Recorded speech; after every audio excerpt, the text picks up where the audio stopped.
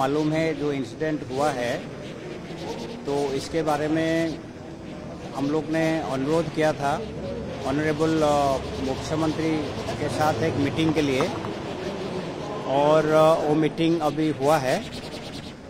और हमारा जो अनुरोध था कि इसको जुडिशियल इंक्वायरी किया जाए, ओडिशा सरकार ने हमारा अनुरोध को स्वीकार किया है। आमर अनुरोध को मानिले एवं जुडिशियल इंक्वायरी 60 डेज भितर कंप्लीट करने ऑर्डर देदेले। यही जो आम ऑनरेबल चीफ मिनिस्टर को धन्यवाद जनाऊँ, आभार प्रकाश करुचु कि आमर रिक्वेस्ट आमर अनुरोध से मानिले।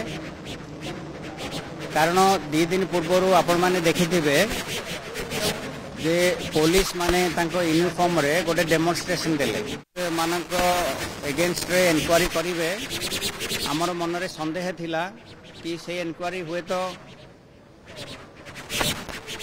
अनबायस्ड हबो ना बायस्ड हबो, से जो आम जुडिशियल इंक्वायरी पे रिक्वेस्ट करिथिलु, अनुरोध करिथिलु। से अनुरोध को ओडिशा सरकार मानिले। तेणु मुख्यमंत्री ऑनरेबल मुख्यमंत्री को आम धन्यवाद जनाऊँ। आ 60 दिन भितर से इंक्वायरी कंप्लीट हम।